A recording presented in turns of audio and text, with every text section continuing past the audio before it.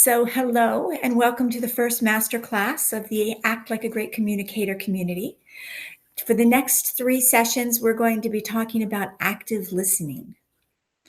So, my first question would be, how many of us think that we can improve our listening? I know I can. Hello, Dee Dee. Good morning, Karen. Hello, Philip. Or is Philippe. it Philippe? Philippe. Philippe. Yes, Philippe is from Montreal. Oh, now I understand the French. Okay. And, and Dee Dee is from Colorado. Oh, Colorado. Cool. And I'm from Pennsylvania, currently in Florida. Pennsylvania. Oh, okay. But anyway, so as I was saying, the next 3 sessions are going to be about active listening. And what we are going to be talking about is how we can improve our listening. Because no matter how good we are or how good we think we are, we can always improve in everything that we do. Now, there are 96% of people in America think that they are good listeners. But research shows that only 25% are effective listeners. So there's this 70% difference that thinks they're really good and they're not. So we're going to talk about some of those things today and why.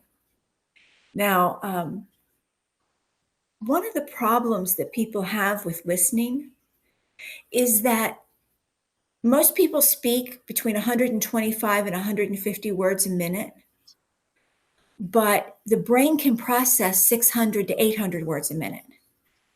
So as you can imagine, that discrepancy is a challenge. And meanwhile, your brain is saying, come on, let's get to the bottom line. And that's why you have a lot of interruptions and things like that. Also, the brain has a tendency to start answering the questions in their mind. While I'm speaking, you're thinking of something else to say. And so while your brain is over here thinking about what to say and finding the right words, I'm over here talking. And so you may not appear to be present. I know for me, that's a big issue. I have a tendency to think a lot when people are talking to me, which is terribly rude. And I try hard not to do that. One of the exercises we're going to do today is going to show you how prevalent that is. So the other reason that we aren't great listeners is because we weren't taught to listen usually. We were taught to talk when we were little kids, but we weren't really taught how to communicate. And the most important part of communicating is listening. So what we find is that we don't know how to listen. And that's not our fault. It's just how we were treated, how we were raised. Our parents may have interrupted us. Our parents may have been doing something else while you were talking to them. And so you thought that that was the way it is. And I know I have a 17-year-old daughter, and I try very, very hard to be very present when she talks because I'm her role model. I need to show her the proper way to listen. And again, I'm not very good at that sometimes. So I have to remind myself a lot what to do. Listening is even tougher these days because, like we are today, we're online. And online is not the same as being right in front of you. If I was right in front of Dee Dee and I'm talking to Dee Dee, I wouldn't pick up my phone and double check the time or double check because I just got a ping from a text message. I would never do that in person. However, in video, especially if there are more people on the call, you can sort of do that. You've ever seen that side glance where they're checking it out and you're thinking that they can't see you do it, but they really can. So in the digital world, every move that we make is doubly important. And listening is doubly important because there are way too many distractions. People walking in the room, your phone pings. Just as interesting side statistic, did you know that in America, the average American looks at their phone 96 times a day? And if you take away sleep time, that's like 6 times an hour. And that seems legitimate. I can imagine 6 times an hour, I probably look at my phone. So if you're stuck on a video call, that 6 times an hour that your brain is used to is another reason that you want to check this out. So one of the things that we're going to do today is an exercise in listening. Now, what I'm going to do is set a timer for 3 minutes. And for 3 minutes, I'm going to talk to you and I'm going to tell you a story. I'm going to tell you something that's happening in my life. And in that 3 minutes, I want you to pay attention to how many times your mind drifted. How many times you wanted to say, uh-huh, or you had an answer that you wanted to share right away. So how many times were you tempted to interrupt? And how many times did your mind drift off? And I'm not going to ask you specifically, but I am going to ask you to challenge yourself to this. So I'm going to set the timer. Set timer for 3 minutes. So I live in Pennsylvania. Right now I'm in Florida. And that is because my dad lives in Florida. And 2 weeks ago, he got very, very sick. And I thought that honestly, he was going to die. So I quickly made arrangements to fly down the next day when I found out. And so I've been here since Saturday. And he has not gotten better.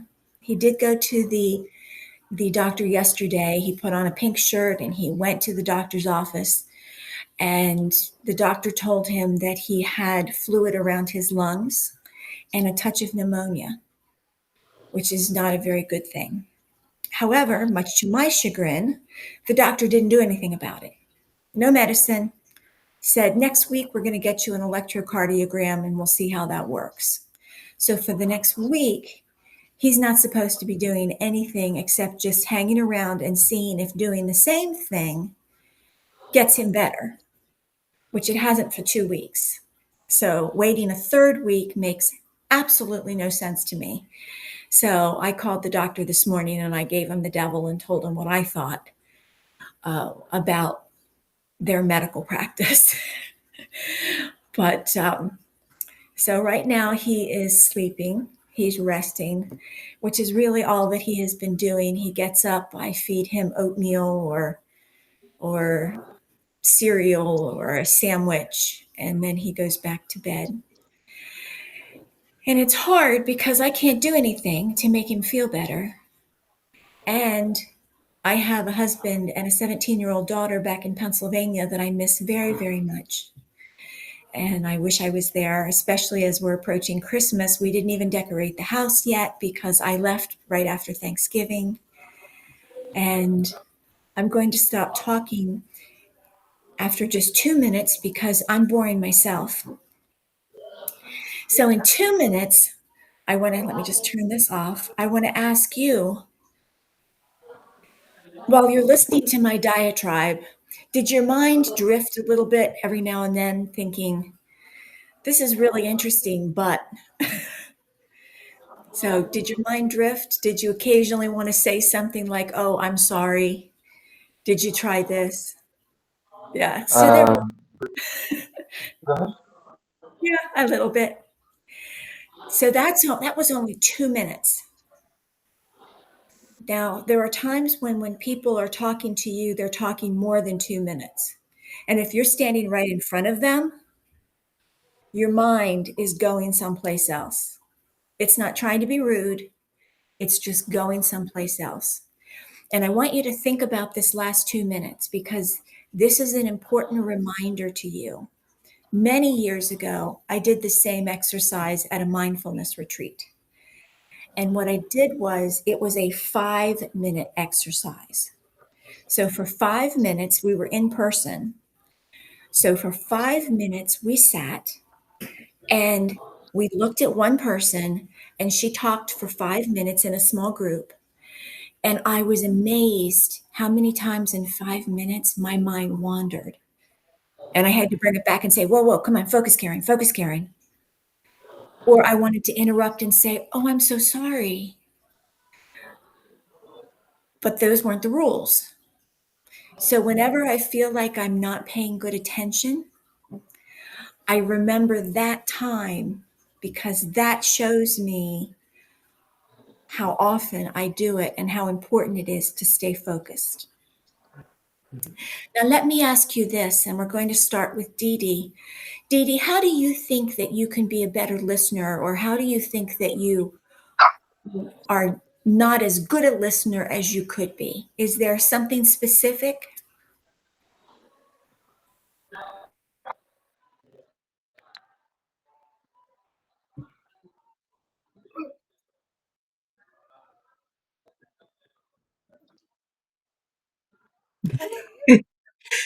Uh, the first response I have is completely joking because my mind's tired of thinking of it. Um, it's more of, stop hanging around boring people.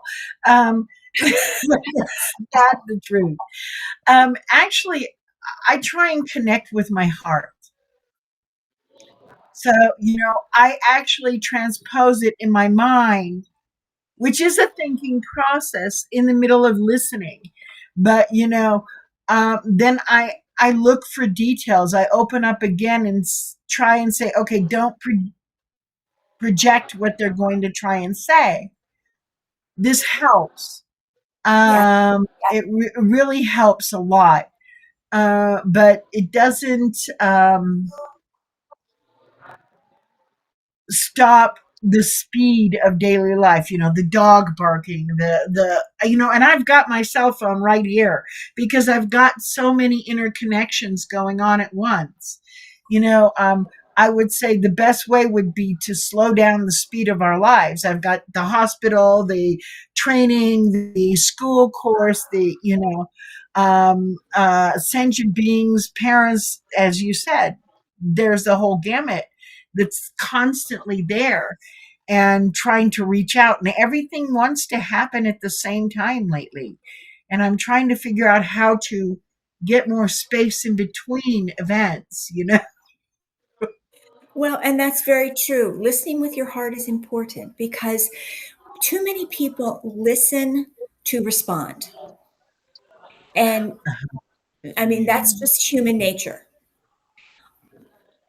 But listening to connect is important, whether that is in business, at school, with an interpersonal relationship.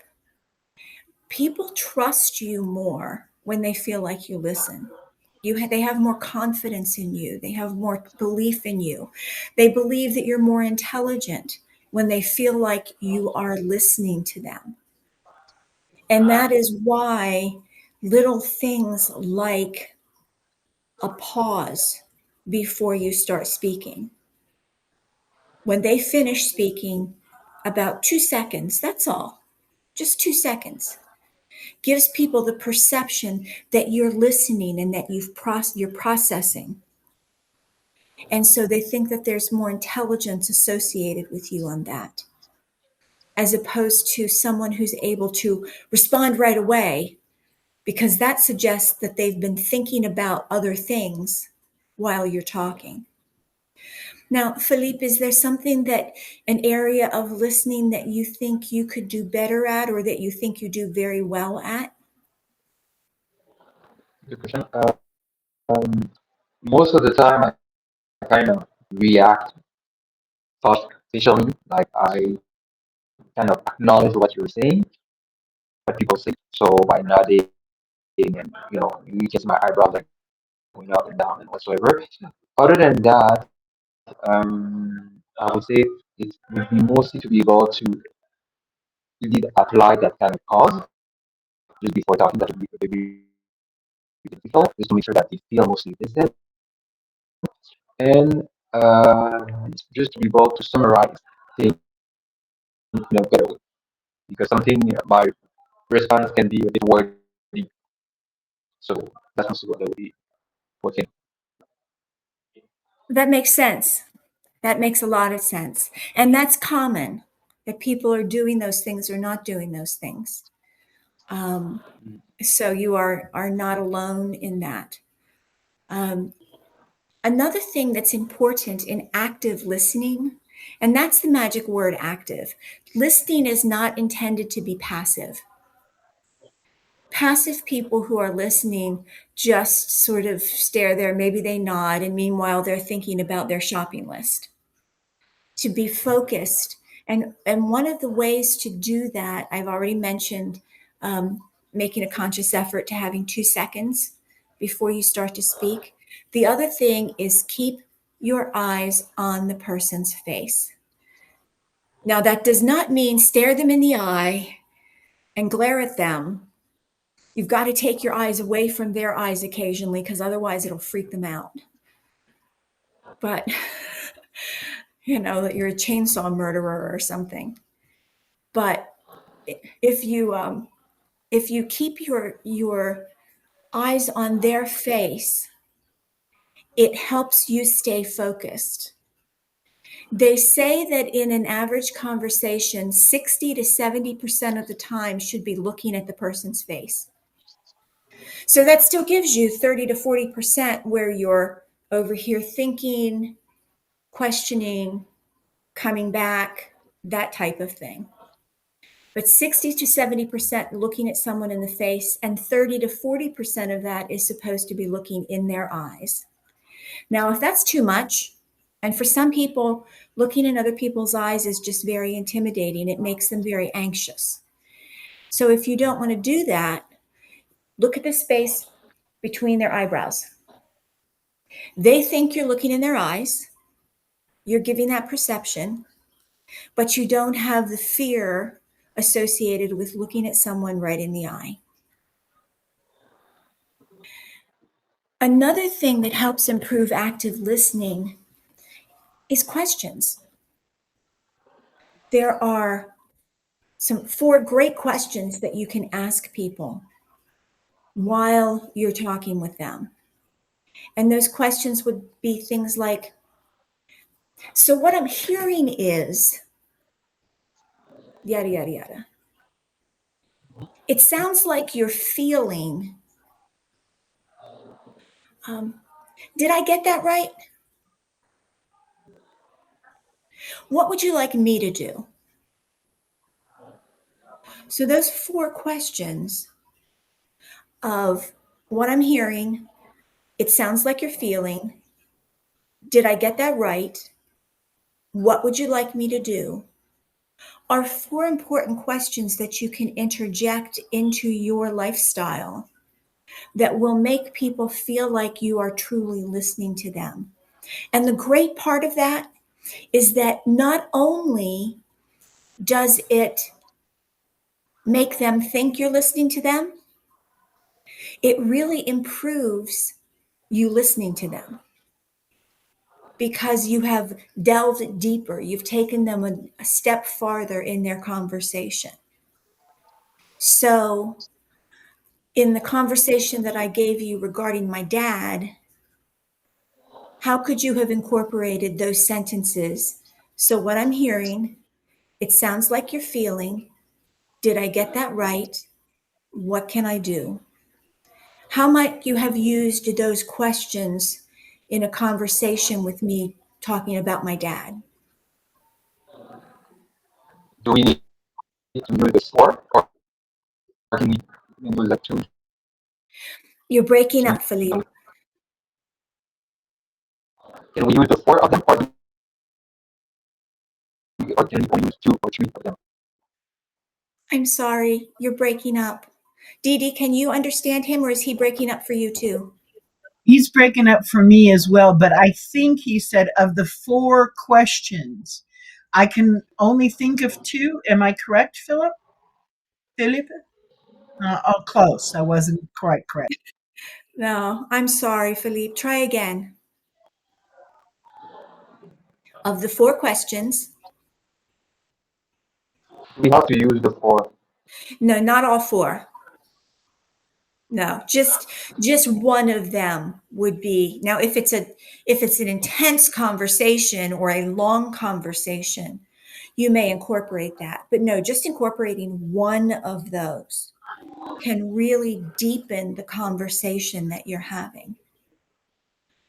So, which one of those might have made sense in talking as I was talking about my dad, Philippe? So if I understand correctly, you are having right now a hard time with that situation where your dad what your dad sick and where you cannot be at the same time with your family preparing Very good. Christmas. And you're feeling kind of overwhelmed, Very to good. summarize. Very good. You got it. You got it. That's Dee Dee, is nice. there another question that you could have asked?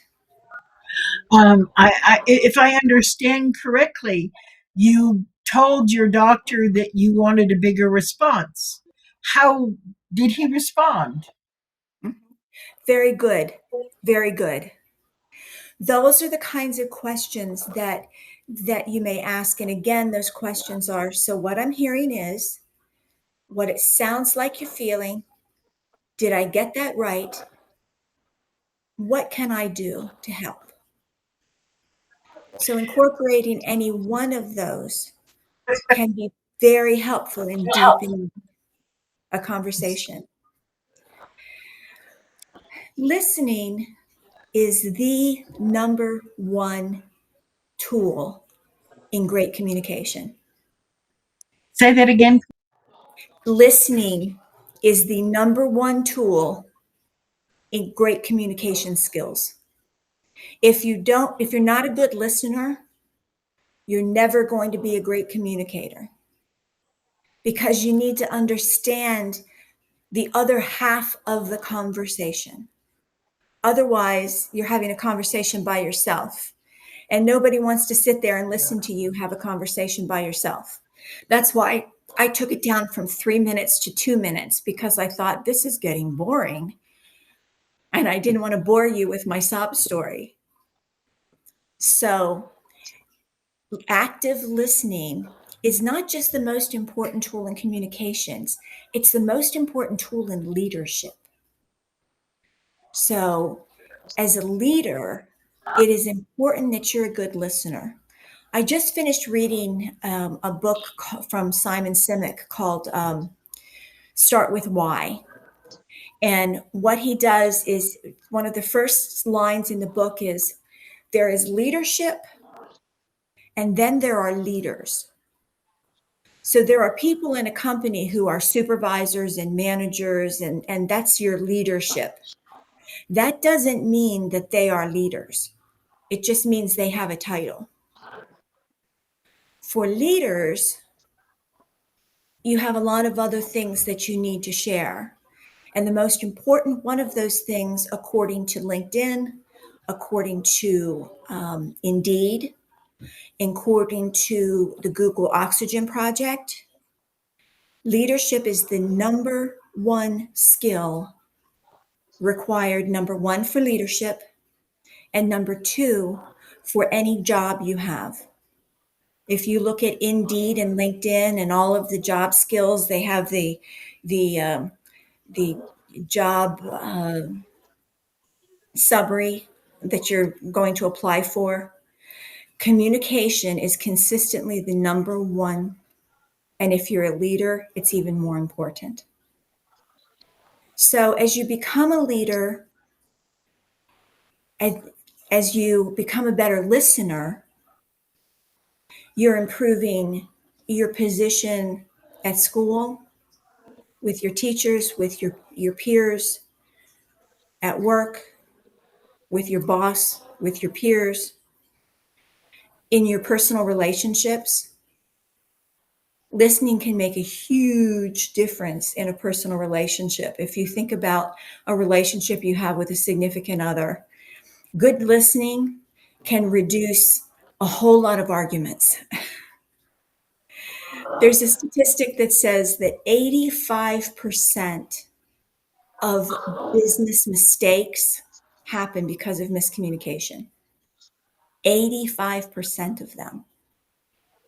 So move that over to your relationship. And I would tell you that 85% of your problems in any relationship that you have, particularly if it's an intimate relationship, is that you're not listening. Listening can make a major difference. Yes, Dee Dee.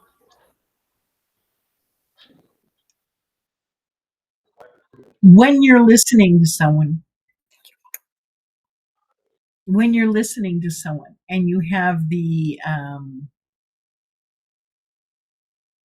situation where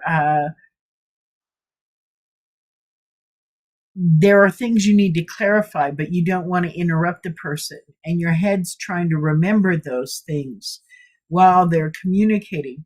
What is your best way? I mean, I know taking notes is one of mine, but note taking tends to distract from the person listening. You know, they feel like it's a distraction in a way, you know, because the person's no longer looking at you. They're looking at their hand right on a piece of paper and trying to catch up to what's being said. But I can actively listen and still write notes without looking at the person.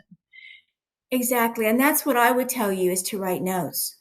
When I would sit with friends of mine over coffee for hours and hours and we would talk, I had several friends where we would both show up with a tablet because we didn't want to interrupt the other person, but it would trigger thoughts. So we would jot down quick notes. Now, if this is like what you don't want to do is um, what you do when you take a class where you're taking notes the entire time, where you're writing specific statements. But if you're just jotting quick notes to yourself so that you remember, and whether that is school, work, or in a personal situation, I think that is perfectly acceptable. You may want to preface it by saying, "Do you mind if I take notes?"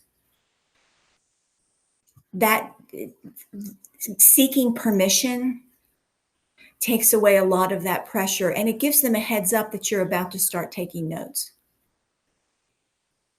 So I think that's a very valid way of active listening.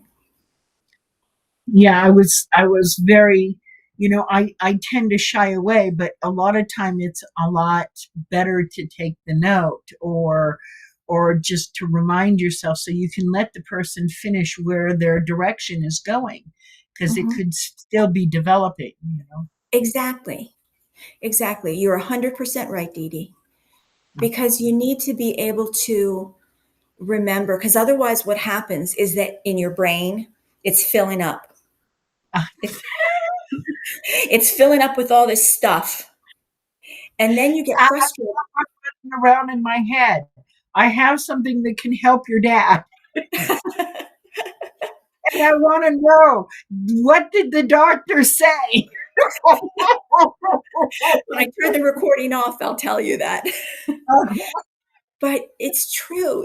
If you don't get it out, Mhm, then you end up not listening even more because you've got too much mhm. stuff rolling around in there and you're trying to Exactly. remember it. you, you're waiting for you, and then they say something even more, which makes you forget the last two, and they go, "What was that I was trying to remember?" Exactly. And then you become frustrated Mhm. and they Yeah. sense that. So I think that making notes is a very valid way of doing it. I would just make a comment or ask permission to say, let me just write some things down here that you're saying or about what you're saying so that I can focus on what you are saying. Okay. Yeah. That I think is a very valid point. And I think I will try it more. A lot of times I'm trying to do these listenings where you're listening for long periods of time. And by the time you get a break to answer or respond of some kind, they're long gone. You know? Yeah, exactly. Exactly. It's very difficult. Um, and normally, if somebody's having a long conversation, there's a reason. It's an emotional topic, it's a hard topic. So they might be talking a little more or a little longer than we would usually have in a dialogue. And those are times when they don't want to be interrupted because it is emotional or intense or hard.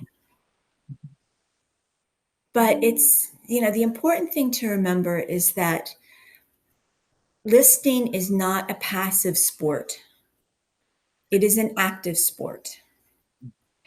And it makes a difference in the connection that people have. It makes a difference in clarity of conversation, in their confidence and trust in you. Even as I mentioned earlier, their perception of your emotional intelligence. So you want to treasure those things. You want to obviously you want everyone to trust you. You want them to have confidence in you. And Mhm. listening is the greatest way to do that. Do you have anything else about listening that you want to talk about? Yeah, I have a problem listening to people who waste my time.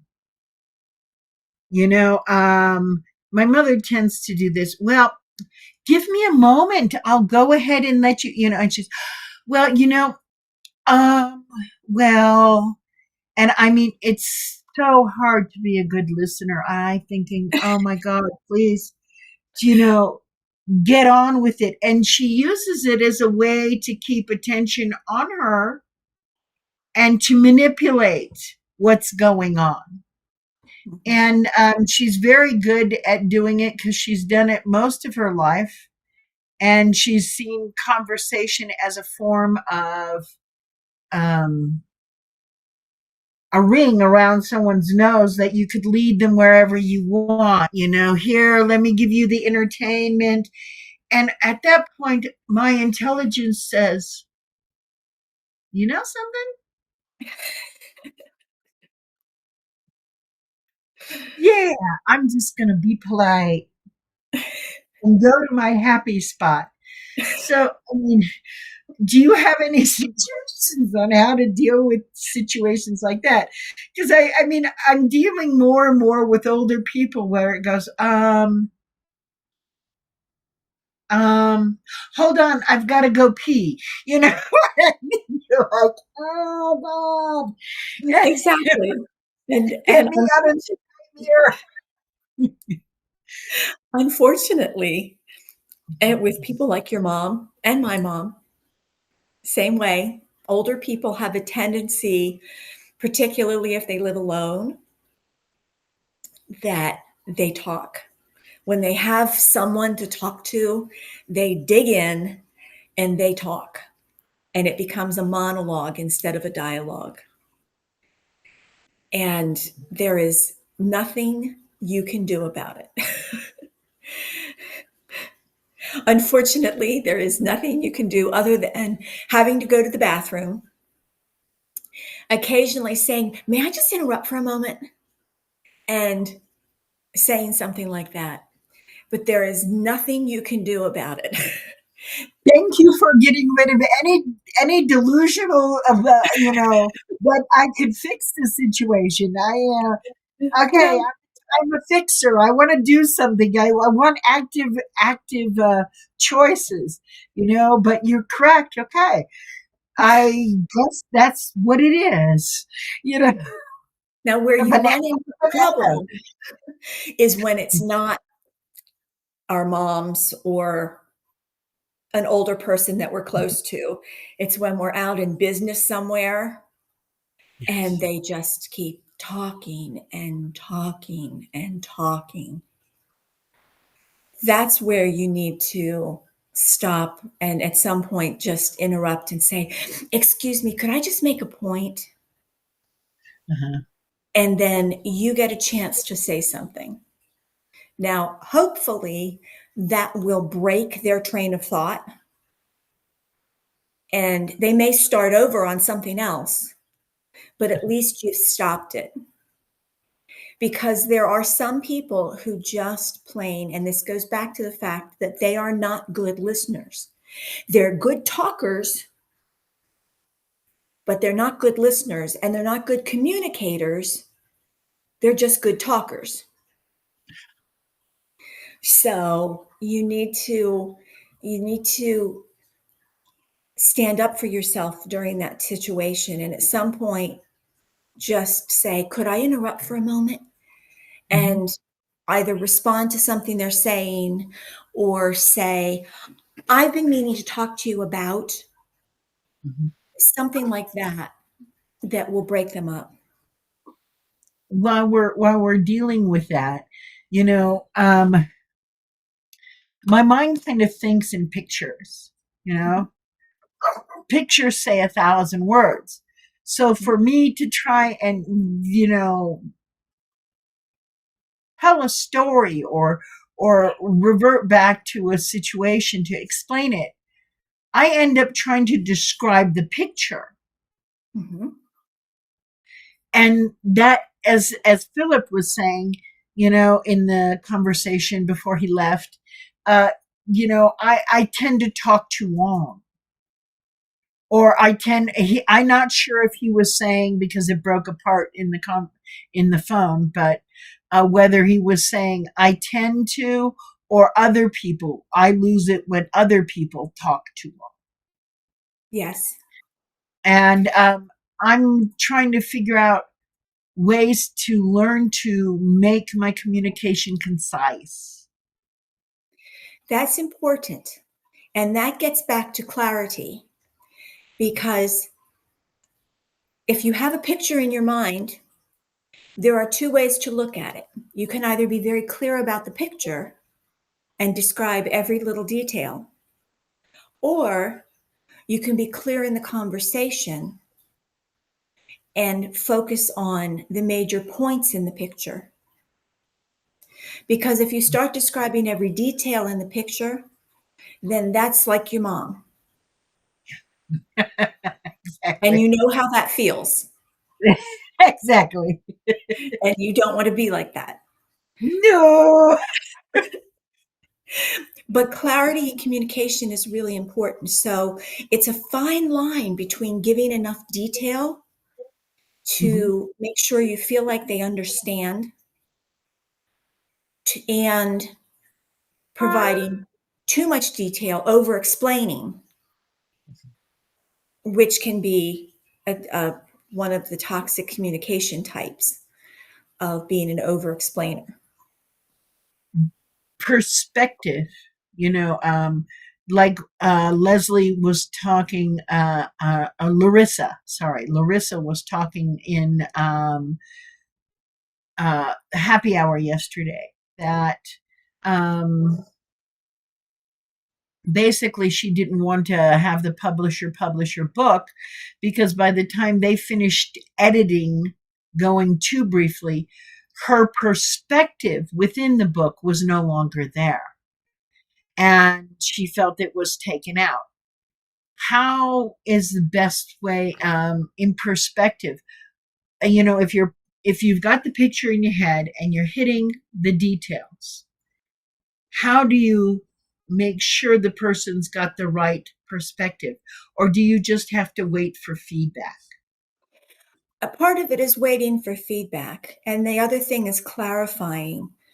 Um, you can tell when someone's talking to you and they have drifted off, they're gone. Mhm. If that's happening, then you might want to say something like, does that make sense? And at that Mhm. point, they have to come back because they realize you've asked a question. And at that Okay. point, they'll either tell you, Mhm. yes, I understand it, and then ask them a second question to make sure that they do understand it. Like, Okay. well, what do you think about the green tablecloth? Okay. And if they say the green tablecloth, I'm sorry, I must have drifted. I apologize. Okay. But stopping at some point when it looks like you're losing them and making sure that they're still with you. Does that Okay. make sense? Yes, it makes sense, but that's when they've drifted off. And I usually can bring someone back when they're drifting off. What I don't get is the perspective. You know, that it's sometimes like I'll tell someone, yes, okay, these are the things that need to be done, and I give them in the order that they need to be done. But the person hears, oh, I can do whatever I need to as long as I get all of these done, Mhm. even though I'm telling them directly that's that kind of situation. And I don't understand that that's the way they heard it. I'm like trying to be very precise and very clear with a lot of clarity. And what they hear is, oh, blah, blah, blah, blah. Yeah, these are the lists. Get them done. Yeah, and unfortunately, people are going to do that. The Okay. only way to bring them back, and that's what it is, it's bringing them back or including in the conversation before you lose them. Uh huh. Does that make sense? Or, if you remember the questions of, so what I'm hearing is, it sounds like you're feeling, did I get that right? And what can I do? Okay. You can turn that around from a speaker standpoint and say clearly, so what I would appreciate if you would do is yada yada. Um, Mm-hmm. the way it's making me feel is, Mm-hmm. um, so what I'm really trying to say is, Mm-hmm. so you want to summarize. I mean, if you have a laundry list of things that you're going through, you don't want to get to the bottom of the list and then see if they're still with you. You want to stop in the middle parts and say, does that make sense? Uh huh. Um, Good. so, or And if I'm listening to someone who has a long list of things like this to do, outside of note taking, what other suggestions to help stay focused? that would be asking the question. And what it does is interrupt. You need to catch them taking a breath at an appropriate point if you feel like you're starting to drift. Mhm.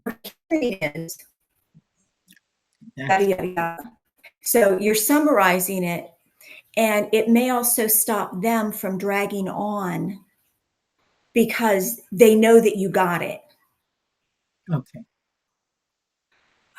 So note taking, if you're not interrupting them, and if it is appropriate to interrupt them, if they take a breath, asking one of those clarifying questions. Those are two solutions that might help stay focused and maintain active listening. And I, of course, don't have my pad and pencil out this morning.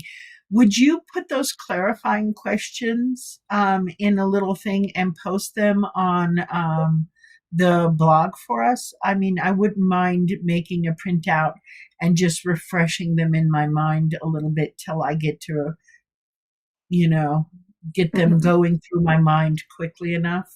That would I be got nice. Yes, I will do that. I'll do a summary of it um, in sharing that because I think that's probably those clarifying questions are one of the best takeaways from this call. It is. They Uh, are. And also reversing them. I hadn't thought of reversing it till you mentioned it. yes, and I'll put some reverse questions in there as well. Thank So we'll do that. you. Okay. At this point, if you don't have anything else related to active listening, then I'm going to wrap up this first masterclass. I thank you for being here today. I'm going to thank everyone for showing up and listening. I hope it provided some value to you. And I look forward to seeing you next Wednesday at 12 noon Eastern Time for the next class where we're continuing to talk about active listening.